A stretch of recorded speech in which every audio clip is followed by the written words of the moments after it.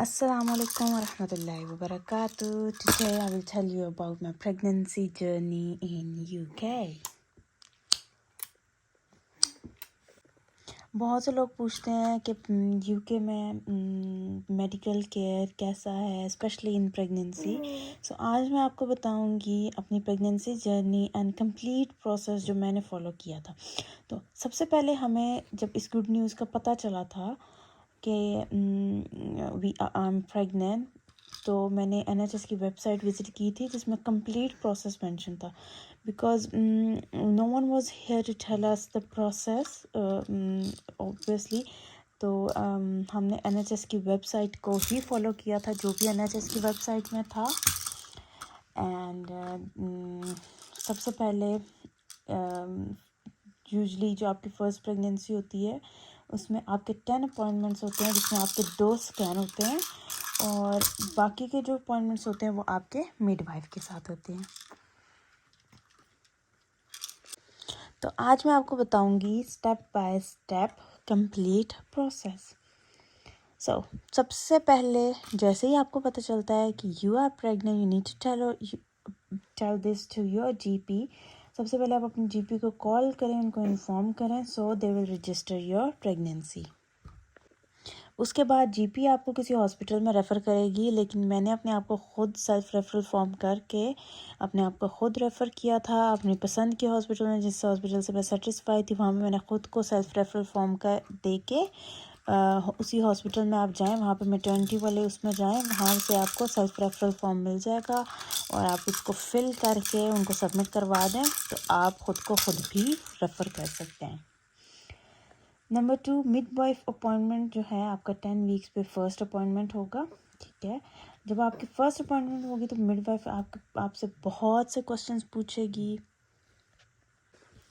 उन क्वेश्चंस में family history आ जाती है, मेडिकल हिस्ट्री आ जाती है, हेल्थ कंडीशंस आ जाती हैं, आपकी एथनिसिटी, आपके बैकग्राउंड्स, आपका हाइट एंड वेट चेक होगा, आपका यूरिन टेस्ट होगा. आपसे पूछा जाएगा हस्बैंड अब्यूज़िव तो नहीं है, आपका रिलेशनशिप कैसा है, किसी किस्म का अब्यूज़ तो नहीं है, आपकी मेंटल हेल्थ कैसी है, आपकी हिस्ट्री में कोई ऐसी कोई चीज़ तो नहीं है, एक्सेट्रा एक्सेट्रा.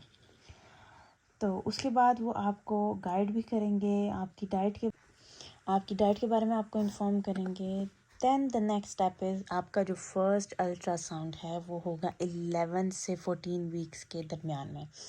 तो इस स्कैन में आपको जो बेबी की ग्रोथ है, आपकी बेबी का जो वेट है, आपकी बेबी का जो साइज़ है, आपकी जो बेबी की हार्ट बीट है, ये सब चीज़ें चेक होंगी और आपको बेबी फ़र्स्ट टाइम दिखाया जाएगा और उसके बारे में सारा बताया जाएगा. ये इसकी ये चीज़ है, ये इसकी ये चीज़ है. बड़े अच्छे से यहाँ पे डॉक्टर्स जो हैं वो डिस्कस करते हैं और इनकी जो टेक्नोलॉजी है वो बहुत अच्छी है. बहुत क्लियरली आप हर चीज़ को देख सकते हैं. आपके स्कैन के दौरान एक बंदा आपके साथ अलाउ होता है, तो आपके हस्बैंड जो हैं आपके साथ ड्यूरिंग योर स्कैन वो जा सकते हैं. उसके बाद नेक्स्ट जो आपके अपॉइंटमेंट होता है वो आपका अपॉइंटमेंट आता है 16th वीक का मिडवाइफ अपॉइंटमेंट होता है, जिसमें आपका ब्लड प्रेशर चेक होता है, यूरिन चेक होता है और इसमें यहाँ पे स्मोक टेस्ट भी करते हैं. आप उस पर सर्च कर सकते हैं कि स्मोक टेस्ट क्या होता है. आपके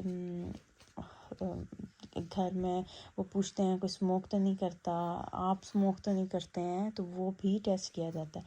सो if there is any blood test, इस दौरान आपके पिछले कोई ब्लड टेस्ट हुआ है या नहीं हुआ, वॉट एवर जो भी कोई आपका टेस्ट हुआ है वो आपसे उसके रिज़ल्ट जो हैं डिस्कस किए जाएंगे आपकी जो मिडवाइफ है वो. फिर उसके बाद वो आपको फ्लू और वूपिंग कफ की जो वैक्सीनेशन है वो भी ऑफ़र करेंगी. That's completely up to you, आप वो वैक्सीनेशन लेना चाहते हैं या नहीं. मैंने फ़्लू की वैक्सीनेशन ली थी लेकिन मैंने कफ़ की नहीं ली थी, मेरी कफ़ वैक्सीनेशन जो है मिस हो गई है. So you can decide if you want or no. Secondly, if you are anaemic तो वो आपको आयरन सप्लीमेंट्स भी प्रिस्क्राइब करेंगे. देन जो है आपका सेकंड स्कैन जो होगा वो 18 से 20 वीक्स के दरमियान में होगा. यूजुअली यहाँ पे 2 ही स्कैन्स होते हैं. If there is any complication then वो आपको मज़ीद स्कैन्स ऑफ़र करेंगे या प्रिस्क्राइब करेंगे.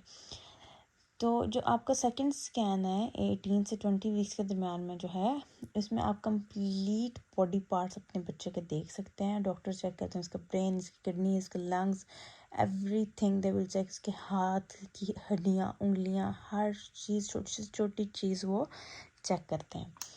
इस स्कैन की ख़ास बात ये है कि इसमें जेंडर रिवील भी होता है। आप लोग उनसे बेसिकली वो आपसे पूछते हैं कि आप जेंडर रिवील करना चाहते हैं या नहीं, तो that's completely up to you. अगर आप नहीं करना चाहते वो आपको नहीं बताएंगे, और अगर आप करना चाहते हैं तो वो आपको बता देंगे।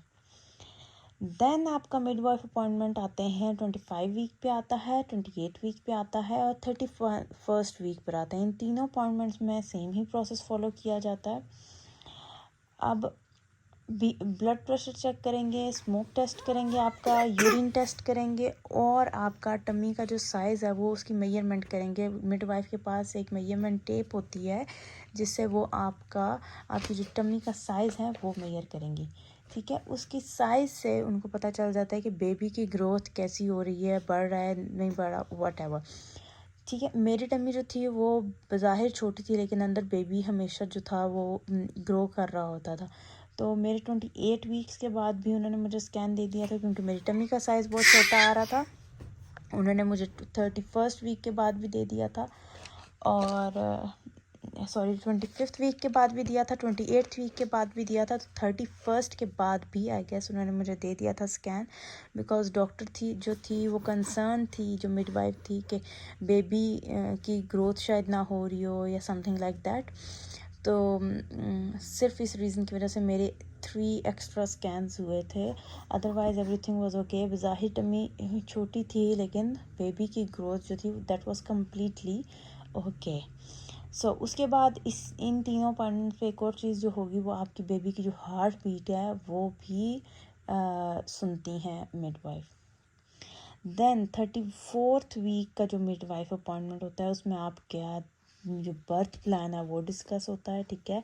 आपने वाटर बर्थ देनी है, लेबर रूम देनी है, होम बर्थ देनी है, या मिडवाइफ की तरफ बर्थ देनी है, that's up to you. Mostly home birth prefer नहीं करते ये। आपको 2 ऑप्शंस ज़्यादा कंफर्टेबल लग रहे होते हैं, वाटर बर्थ या labour room birth. So I have choosed labour room birth. आपसे मेडिकल कंडीशन डिस्कस की जाती हैं, आपसे पूछा जाता है कि आप अपने बच्चे को विटामिन के देना चाहते हैं या नहीं देना चाहते। बर्थ के फ़ौरन बाद विटामिन के बच्चे को दिया जाता है। सो यहाँ पे ये आपके कंसेंट के बगैर कुछ भी नहीं किया जाता। देन आपका मिडवाइफ अपॉइंटमेंट आता है 36 वीक पे, 38 वीक्स पे और 40 वीक्स पे। इसमें भी आपका यूरिन टेस्ट होता है, ब्लड प्रेशर चेक होता है, हार्ट बीट बेबी की चेक होती है, और आपकी टमी का जो साइज़ है वो चेक हो रहा होता है। So if you are not having natural pains until 40th week, like जो आपको अपॉइंटमेंट दिया हुआ है उन्होंने, जो आपको डेट उन्होंने दी हुई है, that I was due on 26th August, and I wasn't having pains, so they will give you appointment for induction. So that's all. अब मैं आपको बताऊंगी मेरा एक्सपीरियंस कैसा था।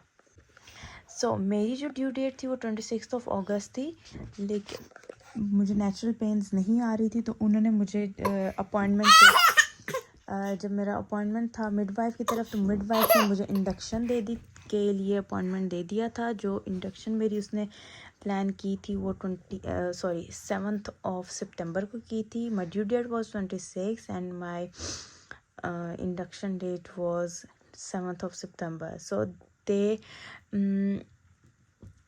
एक्चुअली उन्होंने वेट किया था नेचुरल पेन्स का, कि उनकी कोशिश यही होती है कि नेचुरल पेन्स ही हों।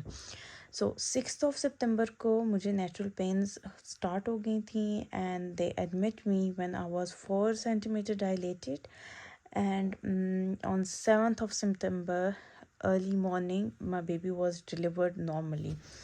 But ड्रॉबैक सबसे बड़ा ये था कि ड्यूरिंग माई पेन्स के दौरान मिडवाइफ ने मुझे प्रॉपरली मॉनिटर नहीं किया था, उन्होंने प्रॉपरली चेकअप नहीं किया था। बार बार उसने और उसने मुझे जल्दी पुश करवाना स्टार्ट कर दिया था, जिसकी वजह से मेरी पल्स जो थी वो बहुत हाई हो गई थी, बेबी की ऑक्सीजन लो हो गई थी। फिर इमरजेंसी सिनेरियो में उसने डॉक्टर्स को बुलाया और ये सब, एंड डॉक्टर्स ने आते ही उसे यही कहा कि why you start pushing so early. तो मिडवाइफ वाज ब्लैक। ऑब्वियसली इतना होश तो होता ही है बंदे को कि आगे पीछे क्या हो रहा है आपको नज़र आ रहा होता है।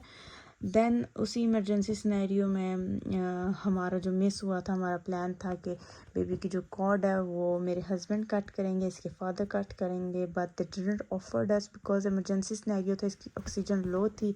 फटाफट से वो इसको लेके इसको चेकअप कर रहे थे। देन मेरी पल्स बहुत ज़्यादा हाई थी, तो बस वो सारी चीज़ें लेकिन आफ्टर केयर बहुत अच्छी थी, बिफ़ोर केयर बहुत अच्छी थी।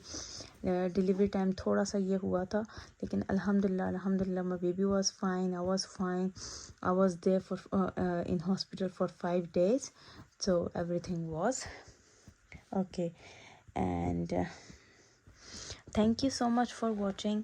मज़ीद डिटेल्स के लिए इंशाल्लाह मैं मज़ीद वीडियोस बनाऊंगी। Keep watching, please subscribe our channel. Thank you so much. अल्लाह हाफिज़। See you in our next vlog. अल्लाह हाफिज़।